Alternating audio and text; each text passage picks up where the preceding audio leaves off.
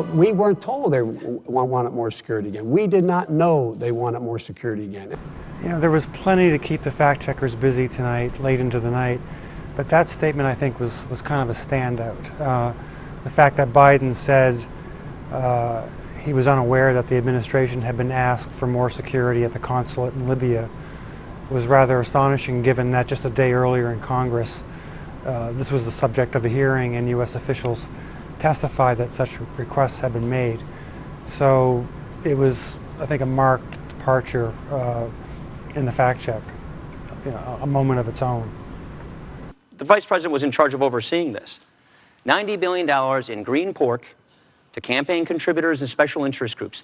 He dismissed an entire category of energy stimulus spending as green pork. And what he's mainly talking about is the failed investment in the Solyndra company, which was politically connected. But those grants were much broader than that. They went to individual homeowners to make their homes more efficient. They went to high-speed rail and much more.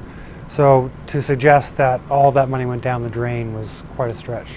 The middle class will pay less, and people making $1 million or more will begin to contribute slightly more. I think the problem with that is that the tax increases Obama proposes reach much farther down the income ladder than millionaires.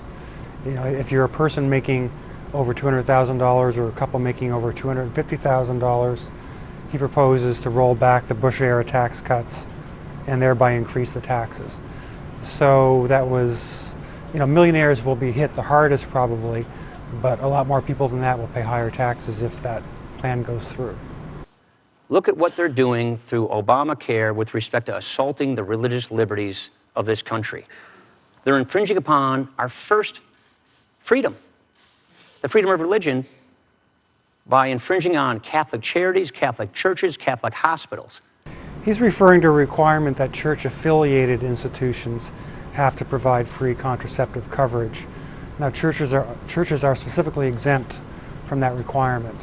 And in talking about an assault on religious liberty, he chose not to make that distinction. So that was rather misleading.